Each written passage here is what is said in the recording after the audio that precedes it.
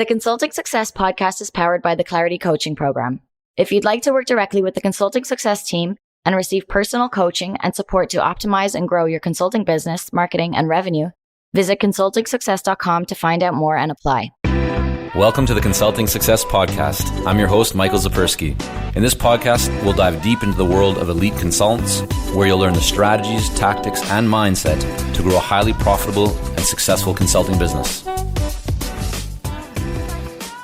Hey everyone, it's Michael Zapersky, and today I'm here with Nancy Duarte. Nancy, welcome. Thanks for having me, Michael. So Nancy, you're an expert in communications. You've been featured in the New York Times, Wall Street Journal, Forbes. I could just keep going on and on and on.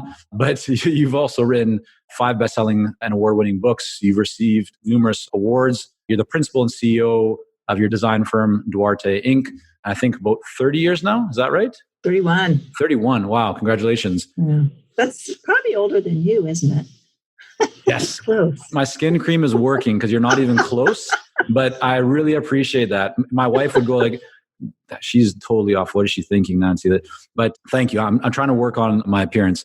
But you're also known as one of the top communications professionals in the world. And I want to extract as much as we can from you because I think there's a lot that people can learn. What we're doing every single day as consultants and building consulting businesses is connected to communication. So let's just start off and have you share a little bit about how did you get into this world of communication and telling stories through design? Yeah, that's a great question. We obviously started a long time ago, and we actually got niched into presentations, partly by accident, partly on purpose. And so if you think about the power of a presentation, sometimes they float around and people read them. Other times you stand and deliver them, but they tended to be this visual vehicle to get your idea understood.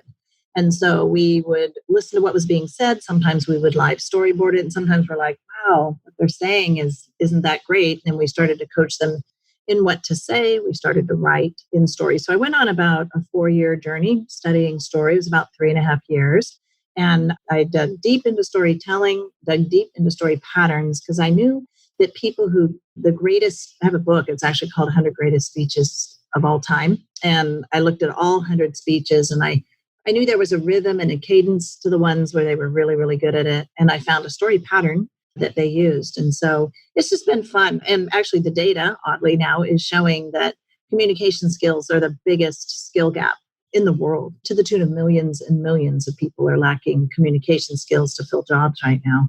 Where did this come from? Like, did you have this passion for design and storytelling before you even started Duarte? Take us back to what were you doing before you started your own business? Well, I was 18 and I got married, and then we started the business. I was a declared math major. I never finished college, but Cisco Systems, my client, they paid for me to get an MBA from UCLA because they counted all my bodies of work as my undergrad, which is great. So what happened is in my 1 year of college that I got a C- in speech communications and a D in English. And so I was like, wow, I just quit, right? But I was also kind of a declared math major. That's why so much of my work is based in math and in data. And I never finished. I don't know. Someone on Wikipedia keeps saying I got a degree in math. I don't know who that person is. But I always also did visuals. So as a little kid, I didn't really play with dolls. I got an old abandoned desk and I put it in my bedroom and I would trace coloring books. So I loved visuals, I loved data, and I loved public speaking, I think, at a pretty young age. So I would draw these things from coloring books and I would file them alphabetically in the drawer of my desk. And that's how I played as a kid. And so that's why work to me is just like how I used to play as a kid. And so all those things have converged. And I feel very lucky and very blessed to kind of be able to do what I was born to do because I didn't follow the traditional path to get here. Right. So talk to us a little bit more about this idea of communication. You just mentioned it's hugely kind of undervalued or lacks real focus. Your most recent book here, Data Story, right, which we'll make sure people can learn more about, talks a lot about how people can use data, but it needs to be connected to stories to really kind of get the point across. Consultants are in the business of telling stories, of having conversations, of giving presentations. What advice would you have for consultants who want to be able to convey their information or their story or their opinion and what they see in a more exciting way, but also in a way that actually gets people to take action? Yeah, I love that. I think sometimes there's the gap, I think, between, say, a consultant and just a data analyst, you could say, is that the consultant forms a point of view. about the data. And forming a point of view is really important. And a point of view, when you frame the point of view as a big idea, there's actually two components to it. There is, what is your point of view about the data, and what's at stake if we do or do not do something about it? Because it's really not just digging through the data for the data's sake. So when you dig through data, one of two things happens. It's pretty binary. I would love for someone to challenge me, because I would love to know if there's more things, but you dig into the data and one of two things happens. You find a problem or you find an opportunity. That's kind of it. And so then you have a communication problem. So then you have a problem or an opportunity. You have a communication problem at that point, because you need to try to convince people, I found this opportunity, we need to do something about it. Or I found this problem, we need to get people to do something about it. So that's why it's a lot about using data to find it. And then what do you do to take action? There were a couple things I did in there that I loved. I'm so privileged. I have about 120 employees, 140 people total that we write, produce, and help the highest performing brands in the world. So what I did is I lifted from about 8 of the highest performing brands in the world, just their data slides, just the slides where they spoke to data, just the slides where they wrote about data. And I pulled out all the parts of speech, noun, verb, adverb, all these. And I found the most powerful insights came from what verbs the highest performing brands chose to use in association with their data. Could you give an example of that for everyone listening? Yeah. So the verbs that were associated, I collected them all and then formed them into a pattern. And so there's two kinds of verbs. There's performance verbs and process verbs. And there's a whole spread in the book where I listed as many as would fit on a page. A performance verb is a verb that an executive may be measured on. It can actually have KPIs associated with it. And it's really around how the organization performs. And then what you tuck under that are process verbs. So there's multiple processes you may have to do to reach the performance verb, but there's process verbs and performance verbs. So you might go and get a piece of data and it could just answer a process question like, oh, should I do this? Let me get this one statistic. And it tells me, yeah, I probably should do that. And that's a process verb. When it's a strategic verb, a lot of times you've had to go to multiple data sources. You've had to go have lots of conversations, become your own skeptic. Really, it's a big decision that you just don't make lightly.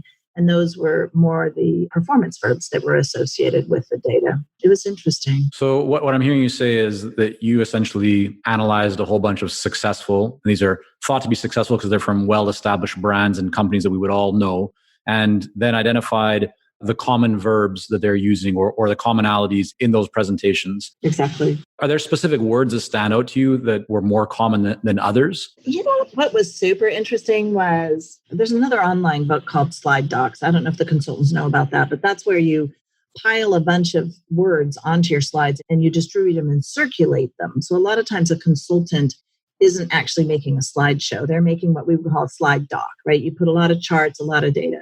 So the energy and words that were put into the slide docs was different than what would be in a stand and deliver in more influential or persuasive presentation.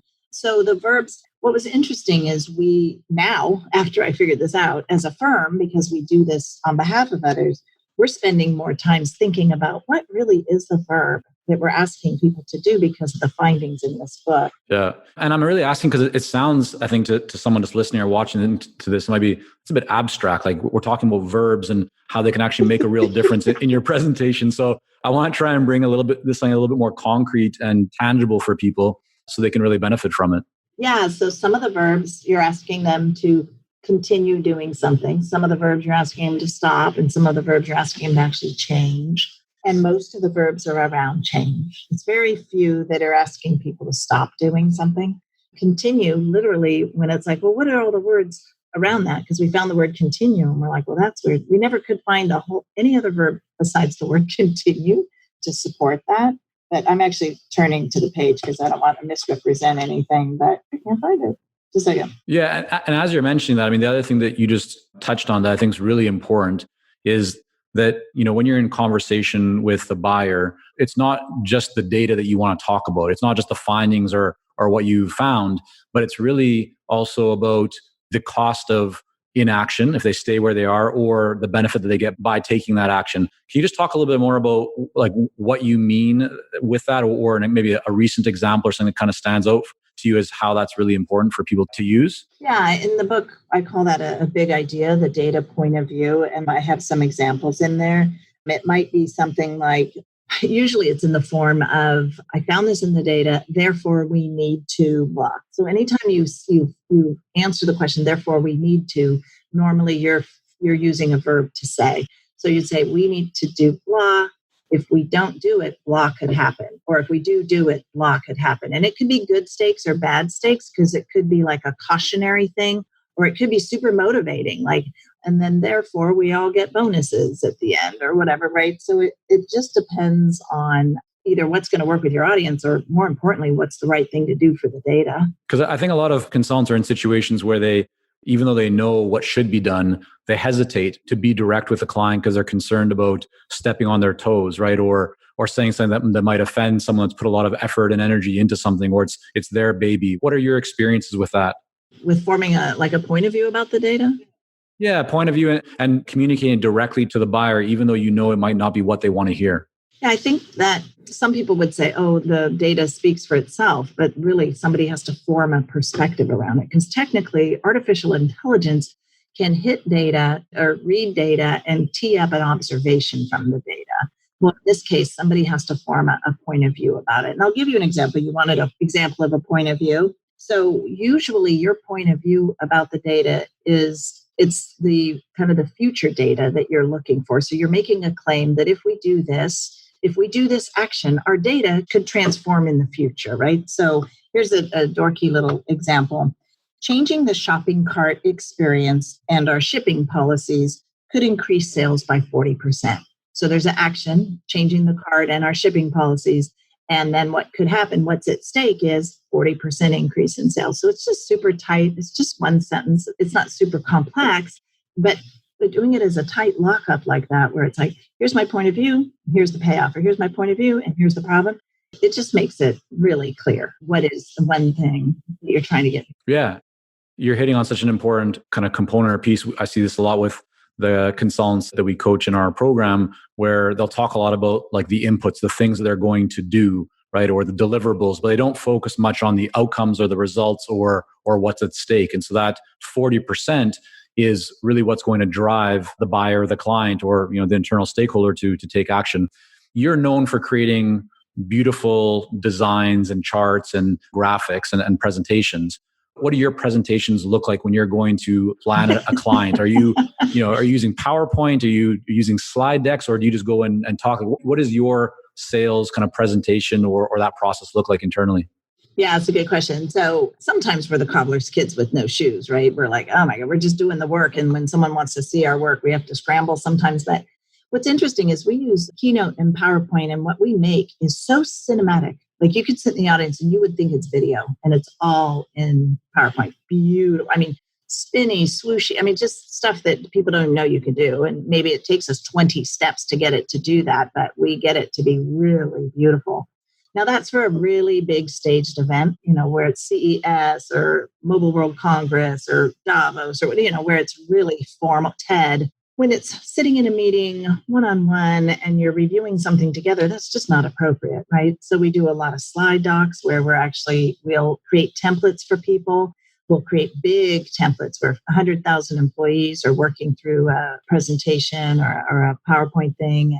But you don't use those as part of your sales process when you're sitting with a buyer, or you would as part of the sales process?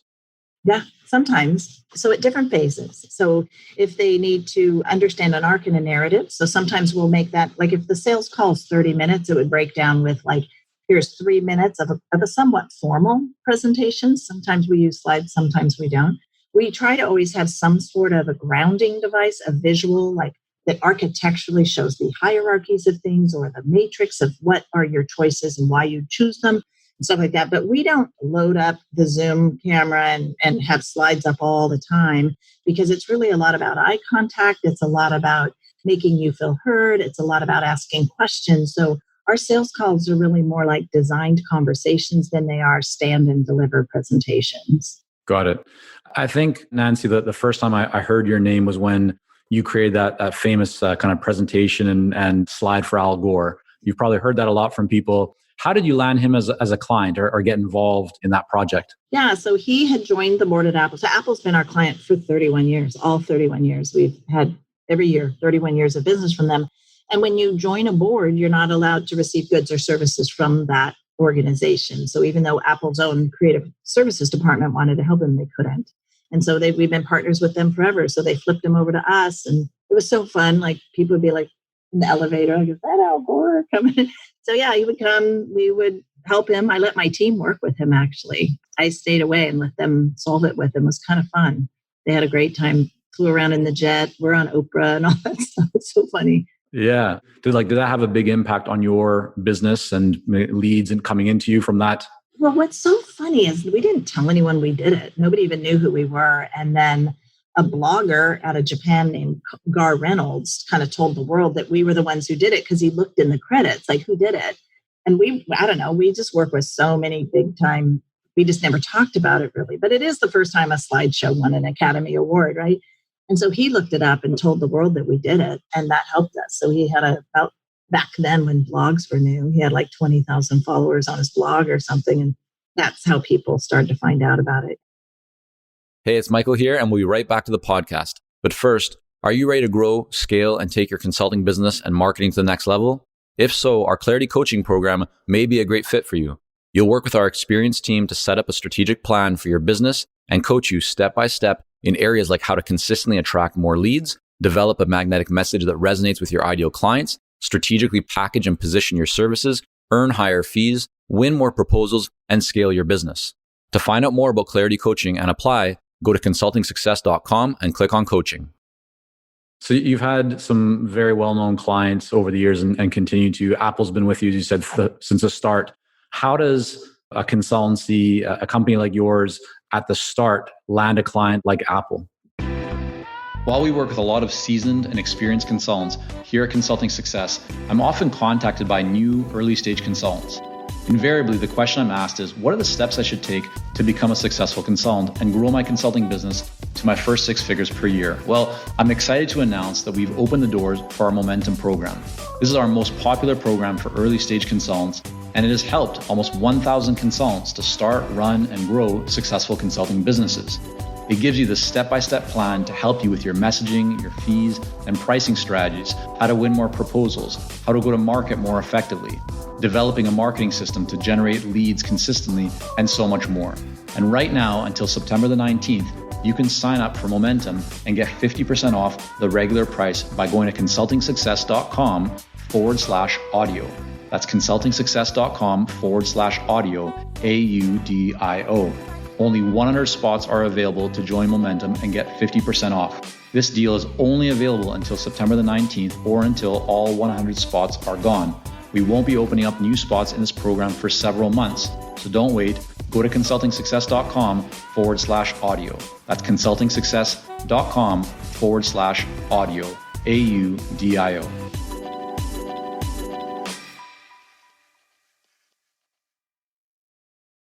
Well, the beginning, what's weird is we were kind of like digital upstarts. So we're talking 1988.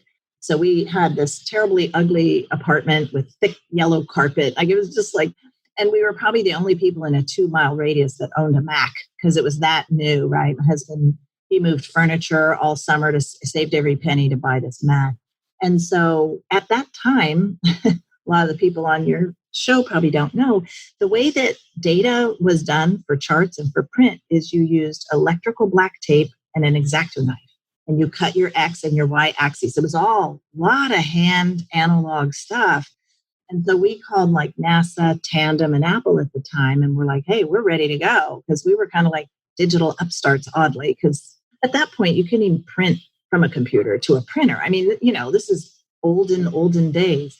And so that's what I led with. And I won Apple and Tandem, which is now HP, and NASA all in one afternoon. We just told them that we could do what they're doing by hand, digital. Was that just you picking up the phone and calling them? Yeah. And what was that like for you? Were you excited to make those calls, or were you trembling with fear? Like what was that experience?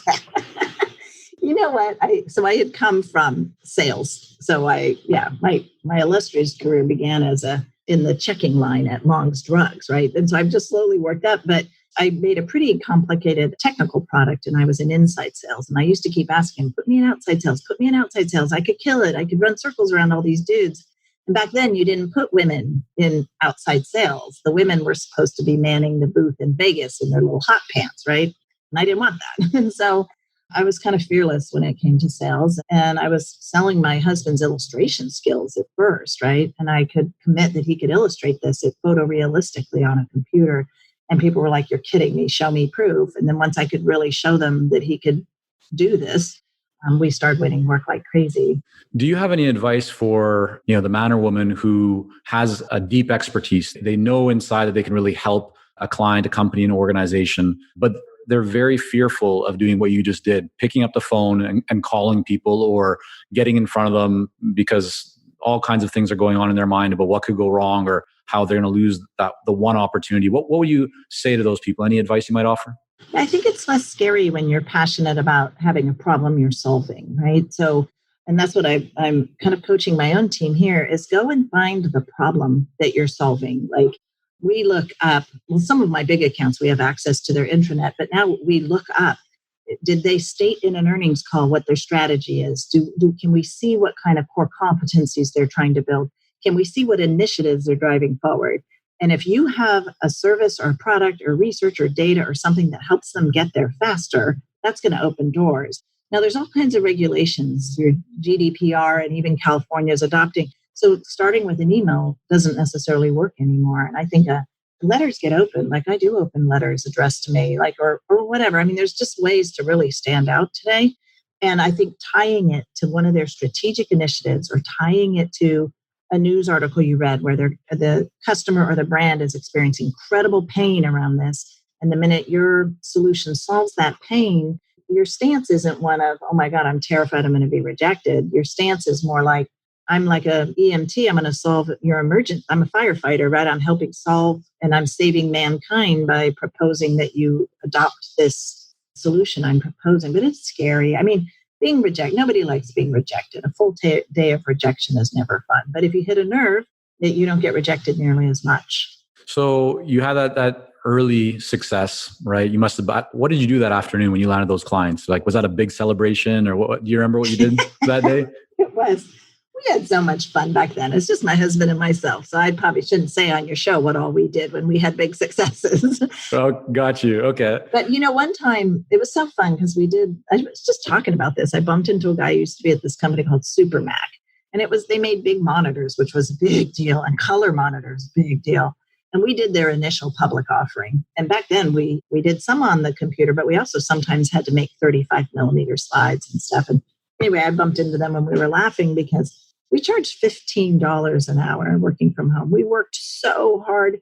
I mean, we must have worked 10 weeks on this IPO, and at $15 an hour, I think my bill was $5,000 or something crazy dumb.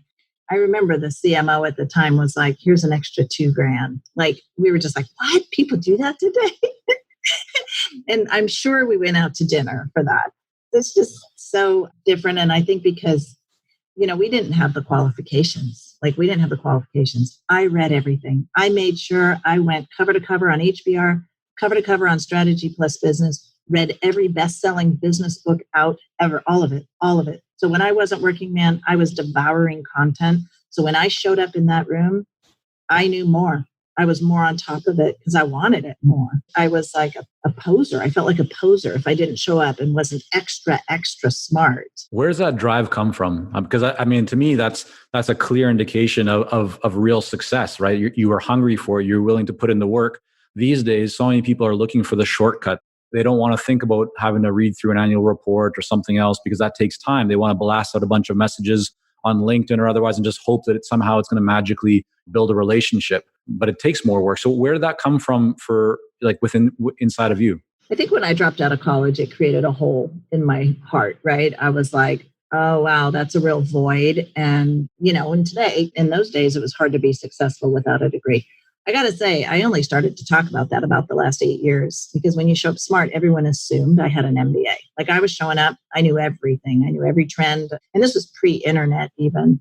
So I think it comes from that. I think it comes from being raised in poverty too, a little bit. Like, I don't want that for my family. I knew the opposite of what I wanted. That was a motivator. My mom was actually bipolar, narcissistic, and had borderline personality disorder. And so I didn't have empathy modeled by her. Because when you're growing up, there's tons of research. And so my body of work is a quest for empathy. I mean, I think I have some, but I've had to work really hard to become excellent at empathy. And so all my work has its roots in empathy, and story is the gateway drug to empathy. It's like, so you use story because it opens up an empathetic kind of attachment. So I think it was just this perfect cocktail of a void and then me wanting to make sure that void was full. Right. Okay. Yeah. So you've gone from just you and your husband to 140 or so employees. What have you seen? Like, did you experience any big shifts at certain stages of like numbers of employees or revenue that you remember as being very different? Like we got to this level and now we have to change certain things significantly. Yeah. I mean, there's like a couple of milestones. I remember we were at 36 people and I was still the central hub. We would pick up projects. I would read them. I would sketch out the slides. I would figure out the words that would need to be on the slides. And I would leave a little pile on everyone's desk chair. They would come in the next morning, right? And I was just working 24 hours a day.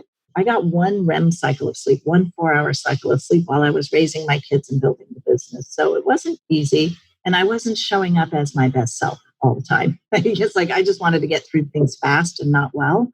So I remember I hired a general manager and I said, I don't know what I need. Just observe me. Just observe me for 2 weeks and start hiring stuff off of me. Just hire roles, make job descriptions and figure it out and post it because I didn't even have time to do that.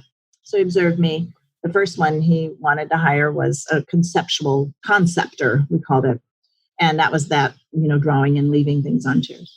And I loved doing that. So I got the job description from him and I remember reading it. And I remember thinking, if there's someone else that fills this job, I'm going to want to be all involved. I'm going to be all up in their business, And so I remember taking the job description home and I mourned the loss of that position. It was dead to me. I had to make sure it was dead to me so that whoever chose to fill the position would do it very differently than I did. And I had to make sure that was okay. And so I remember there was these moments when I went from the actual journeyman or the actual craftsman to being the manager of the work. E-Myth is a great book about that, right? Start to let go. And so I had to work hard to not be the hub. I had to make a leadership team that held the hub together, that it wasn't a single personality or person that's at the hub. So you took it to 36. Were there any big kind of levels before you got to 36 employees that you remember, like going from 2 to even 3? Yeah, there was a moment where everyone came to the house, right? So Mark and I started in the house and then next employee. So we had 5 people coming to the house. Well, there was Mark and myself and 4 people, so a total of 6. And I remember I would be in the kitchen trying to cook dinner and they'd be like, what's for dinner? They'd be sniffing around. And so for a long time, we just had a huge family every night for dinner. And I remember there was a moment where we worked on a Big Apple project on campus. And I was on campus for about 3 weeks. And I packed up my briefcase at the time because we used to have those. I packed up my briefcase. I'm like, I'm going home. And I remember thinking, oh my God, I've not said that. I've worked it from home and lived at home, but I'm leaving work and going home. And I'd not had that feeling in about 6 years. And so that weekend, my husband and I were at Starbucks and there was like this little retail above Starbucks. And we walked up there and there was this little office and I'm like, let's do it. And it was also scary. So that was, I would say, that move took us the most faith because we moved out of our home. We're committing to a 5-year lease. We committed to a new employee in the same week. And for us, that was the biggest leap of financial faith we took. So I think it's your first leap of financial faith, that thing that scares you the most. And then it was organizational problems after that. What got you through it? Like what actually ultimately gave you the faith to lock in that lease, to hire that employee? Yeah, because, data doesn't show you that kind of stuff. Your data would show you, it's going to be too tight, or maybe you shouldn't make this decision. And I think that's where intuition plays a really, really big role. It's just this thing. It's like, number one, I loved that feeling so much of being able to leave work and go home. And we were like, everyone was in my freaking living room every day. My whole living room had desks. And it wasn't a living room, but I just knew that it was going to work out. I don't know how to explain it, because if you projected the math, it would have been maybe too tight for a lot of people to make that leap. But we're talking about like this one time, I had an executive from Apple over. One time, he sat down on the couch and my son's baby bottle like squirted his leg. He stood up and just milk went down his leg. Another time, I'm working with this speechwriter for the CEO at the time. This is pre Steve Jobs. And my daughter walks up and it's like right between our faces. Like I'm talking to him. He's talking to my daughter pops up. It's like, God, Mom, your breath stinks right there. And I'm like, oh my gosh, maybe we should move out of the house, So yeah, probably wasn't a great day for me. Well, and that also goes to show that if you're putting out a good product and you're being genuine and a human, pretty bad things that the mind thinks that are bad don't actually get you to lose a client. You can still survive. You can still keep building, right? They loved us. Yeah. They loved us. Yeah. What do you think made them love you? Like, was it just you're doing great work? Was it your relationship with them? I think it's our service. So because Mark and I, we both knew that we were not graphic designers. And my husband, like me, is a lifelong learner. So went to the library. This is a whole new tool, right? And the cool thing, there was about a 3-year window. People don't realize that the graphic design community thought the Macintosh was a joke. They didn't adopt it. They thought it was stupid. And we just slipped right in right then. Went to the library, found every book he could on graphic design, typesetting, typography, everything. Early on, Adobe was a client. They made sure we knew what ligatures were. Like they made us, it's kind of nice. They helped form us. What point in this transition did you offload sales and marketing? When did you give that to someone else? Or are you still holding it? You know what's funny is we didn't sales and market at all. And so I only built a marketing team about 4 years ago because word of mouth. So when you're a service business, it's word of mouth. So if your business starts to drop, either your pricing's wrong, people didn't feel they got what was worth the value.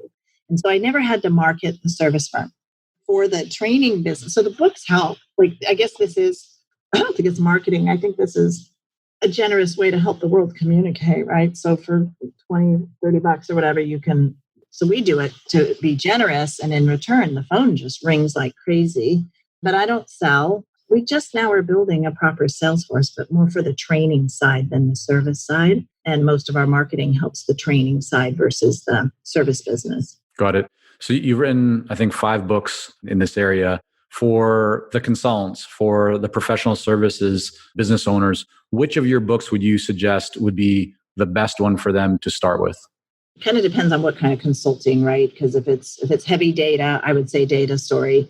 Slide Docs is online. That's another one. If they're codifying their material into a document that they pass and the client, and it feels to the client like they paid. A lot of people, they hire a consultant and the consultant puts a bunch of great information in a PowerPoint. So if that's the kind of consultancy, I would say Slide Docs, because up there are some beautiful templates where you just have to swap out some colors and stick your logo, and they're stunning. They look like brochures. So that's, I would say, one of those. Resonate is about influence. And yet that verbal dialogue, if you're going to actually present, Resonate's also very, very good. Final question for you. As the CEO of your company, 120, 140 or so people right now, we know you're not doing sales, you're not doing marketing. So what are you doing? What does your day-to-day look like right now? Oh my God. So when I'm writing a book, my morning starts about 5, and 5 to noon, I write because my creative energy is then. And then in the afternoons, I take meetings. Right now, I'm having to spend a lot of time doing some contract review. We're getting big licensing deals. So it's new energy and new different kinds of things going on. And then there's all kinds of like security compliance, like really interesting things happening right now in the IT space that the owner of the business, it's risk, like things show up on your risk. And so none of those things really energize me. And then of course I have, about 5 direct reports, and we came up with a vision this year. So I spend time on vision. I spend time on accountability to the vision, making sure that we're aligned. It took about 18 months, but I have a really, really healthy executive team. And we just put in a performance culture, which my partner, my VP of HR, my God, what a gem. And so put in a performance culture, got rid of underperformers kinds of thing. That was just work. That's just rolling up your sleeves and stuff. So doing lots of kind of all the stuff that I neglect when I'm on book deadline. I have to jump back in, and we're putting in my finance gal calls it our big girl system, where we're going to put in a great big SaaS brain so we could scale. So we're planning to be about 4 times bigger than we are within about within 3 years. And so I'm trying to think through, like, what's the right way of working and what do we really need for data? I don't want to put data in there for data's sake, right? So just, all kinds of stuff, doing all kinds of stuff. That's exciting. Fantastic. Well, listen, Nancy, I want to thank you for coming on, sharing some of your lessons learned along the way and experiences. Yeah. So the best place for people to go to learn more about you and your work, where should it be? Yeah. So Duarte.com and then I'm on Twitter at Duarte or at Nancy Duarte. And I do connect to anyone who connects me on LinkedIn. And I do have a Facebook page that's kind of fading a bit because I'm not up there much, but I do reply to everybody. Wonderful. Well, Nancy, again, thanks so much. Thank you. It's fun. Thank you for joining us on this episode of the Consulting Success Podcast. For more episodes and to subscribe, rate, and leave a review, head on over to iTunes. And if you'd like to develop consistent lead flow and a highly profitable consulting business, learn more about our coaching programs at consultingsuccess.com.